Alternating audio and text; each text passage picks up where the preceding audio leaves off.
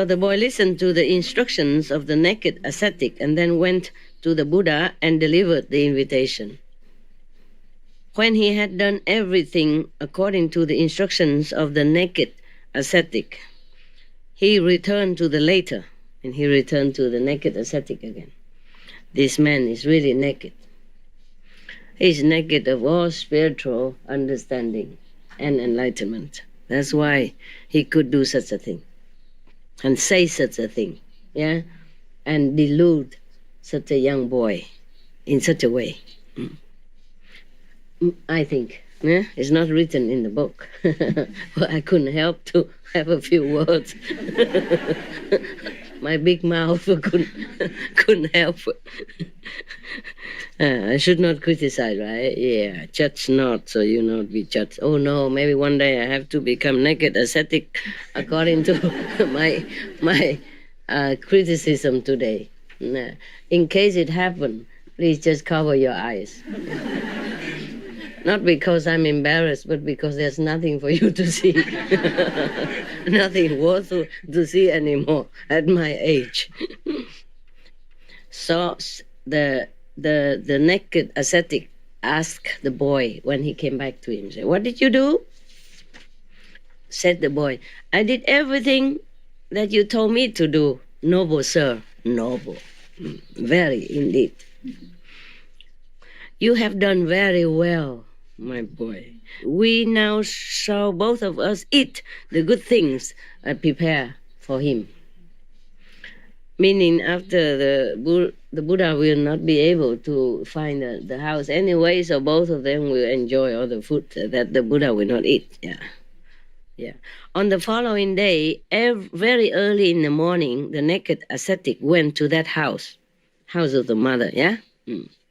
Taking the boy with him, and the two sat down together in the back room. The neighbor smeared that house with cow dung, decked it with 5 kinds of flowers, including the laja flower, and prepared a seat of great price that the teacher, meaning the Buddha, might sit therein. In India, cow dungs are very valuable. When it's fresh, they smear it around the house. It's like you paint your house. Understand? That means newly painted. At that time, probably they don't have paint yet. The cow dungs will minimize or eliminate the insects that come into that house. Understand? It's somehow like that. They smear it all over, inside and outside, and the insect will not come into that house. Not every house nowadays smear with cow dung, but there are still many houses like that. I have seen, okay? Otherwise, they use mud, in like Himalaya. Mostly you don't find any house with stone paved, or bricks like that. Small houses for practitioners are made with mud, truly mud, no painting, nothing. And there are holes here and there for the scorpion to come in to visit, free of charge. I lived in such a house, several houses like that. Scorpion, centipede, snake, sometimes they came in, say hello, and then they came out. Or sometimes the scorpion lazy, don't go. I have to put him in a jar and accompany him to big stones outside somewhere in the forest. Luckily, they liked me. Not in such a way, but not to go too near, They liked me, but they didn't do much. Now I'm thinking. I'm thinking of that time. I'm thinking I was like an iron woman, walking in the dark forest and not fear. And now I fear. Walking in the dark at night to go home with no light, no electric, no flashlight even. Couldn't afford. And to even live with scorpion and centipedes all over like that. I must have been blind. Love makes blind. Love for God. Love to God also makes me blind. Now, if you invite me to India, give me $1 million, I say no, thank you. I'm ascetic now. I don't need money. All right. So the neighbors, the neighbors help to smear the house with cow dung. It's a sign of respect, okay, at that time. For village people, some rural area people, they still do that. They still do that. I sat in some of these houses also before. I didn't rent any of this house, but I just rent whatever house, room available. I mostly made by mud, not with cow dungs. Yeah. But I've seen these houses and I've sat in many of them. Yeah. It doesn't smell anything. It doesn't smell at all. It's funny. After it dry, probably when it's wet you might smell it, but after it dry, it doesn't smell at all. Yeah. The cow dung in India, they make it into a round, like a chapati flat, and then they put it on the wall to dry. Also, by the way, keep it warm in the house. And if they need to use it, they take it down, mix it with water again to liquid, and then smear the house with it. Yeah? Okay? But you would think this is funny, strange, why you smear dung on your house. But it's like that. Sometimes they even prepare a big platform in the former life and then smear the cow dung on it and invite some master to sit there to talk, to do lecture. People, this is in parentheses they say, people who are not familiar with the Buddhas know nothing about the preparation of a seat for them, nor do the Buddhas ever need a guide to direct them on their way. For on the day of enlightenment, when they sit under the Bodhi tree, causing 10,000 worlds to quake, all paths become plain to them. To point, this path leads to hell, this path leads to the world of beasts, this path leads to the world of ghosts, this path leads to the world of humans, this path leads to the world of the gods, this path leads to the deathless, to great nirvana.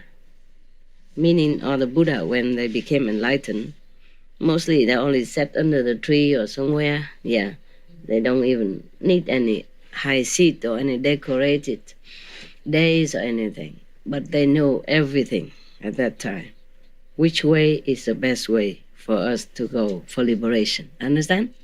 It means like that. Okay. There is never any need of telling them the way to villages, market towns, or other places. Now you know. The Buddha probably just know where it is. He could ask, right? Yeah.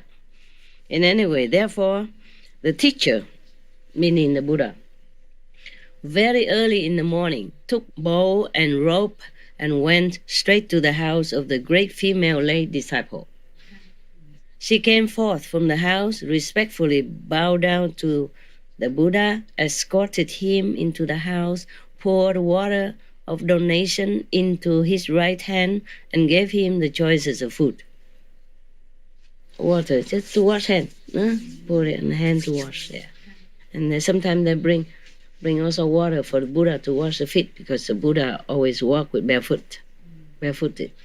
In some monastery nowadays, there is still tradition like that. In Thailand, even, for example, outside of the monastery, they always have a tray, a flat basin put in front of the door. Or maybe they built it in, and always the water. So when the monks went outside, or baking, or come back from some errand, some mission, they wash their feet there before they enter the hall. Their dwelling place, or the meditation hall, or Buddha's hall. All right, so, and gave him the choices of food, both hard and soft. When the teacher, just like here, you have soup and I would say hard protein, yeah, and rice and salad. When the teacher had finished his meal, the female lay disciple, desiring to have him pronounce words of thanksgiving, took his bowl, and the teacher, with his own sweet voice, began the address of rejoicing. when he finished, doesn't mean she take it away. She probably took it so that he has a room to talk, or it's a sign that the Buddha will be talking now. He finished the meal and talking. Yeah. And the teacher, with his own sweet voice, began the address of rejoicing. The lay disciple listened to the teaching of the Dharma and applauded the teacher, saying, "Well said, well said." The naked ascetic, sitting there in the back room, heard the words of an applause uttered by the lay disciple as she heard the teacher teach the Dharma. Unable to control himself, he remarked, "She is my disciple no longer." Quit. Thank God. And he denounced her as his disciple and came out. And he said to the lay disciple, "Ha! You are lost for applauding this man first." And he reviled both the female lay disciple and the teacher in all manner of ways, and then run off. I don't know where he's going. Who's going to make offering to him from now? The lay disciple was so embarrassed by the naked ascetic's insulting words that her mind became completely distraught. And she was unable to concentrate her attention on the teacher's discourse. The teacher asked her, "Lay disciple, are you unable to fix your mind on my discourse?" Probably initiation time. You must listen attentively. So she replied, "Good and reverend sir, my mind is completely distraught by the insulting words of this naked ascetic." So the teacher said, "One should not consider the talk of such a contrary person. One should pay no attention to such as he. One should regard only what one has committed and omitted to do." So saying, he pronounced the following stanza: "Not the faults of others, nor what they did and did not, but in oneself should be sought things done and left undone." Okay, mind your own business. Simple. Okay? Don't care about what others doing or not doing. Just mind your own business. Remember what you have to do or what you should not do. Okay? Finish the story.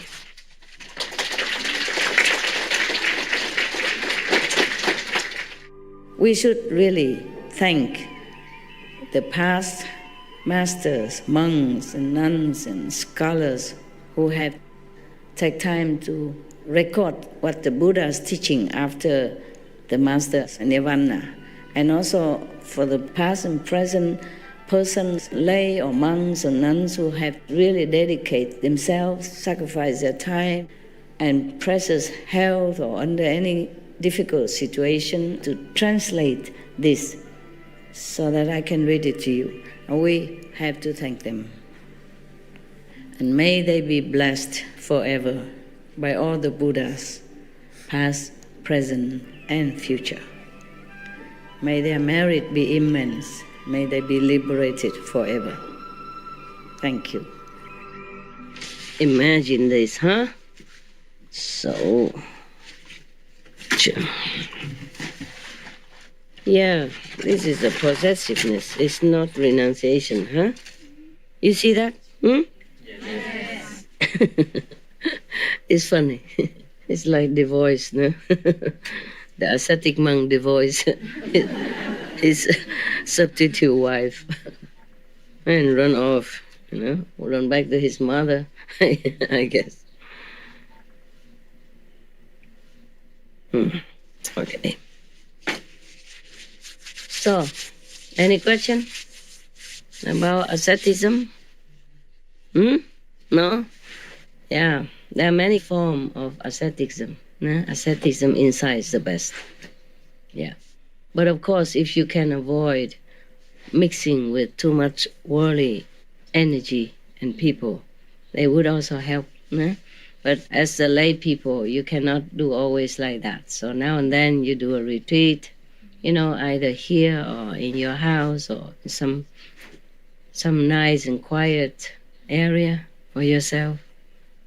So clean off some of the influence of the world. It also helps. But true asceticism in the former ancient time. Uh, Sometimes in Buddha's past reincarnation, he also did some ascetic practice. Like he would go to the forest, alone, or with one or two others same-minded, and then they would just eat whatever the forest offer, yeah, roots or leaves. And some very, very good story. Yeah, I had a book of good story, but I don't have it here. It's far away, too far, too far to go and get it. I could ask people come and ask it, but we have a lot of story here, so no need, no need. So in the old time, people when they say they renounce the world, they do that.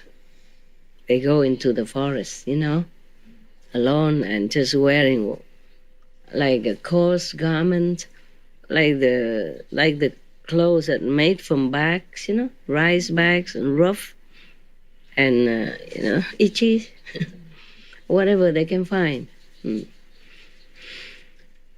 like cheesecloth or whatever people discarded on the street or in the garbage, and they would wash it and patch it together, and then they wear them, keep them warm, or keep just a blanket or something, and live in a hut in the forest. Maybe they built it by themselves, using fallen branches from the tree and some leaves or something to cover it. And then that's how they find their tranquility. They have less, but they gain more.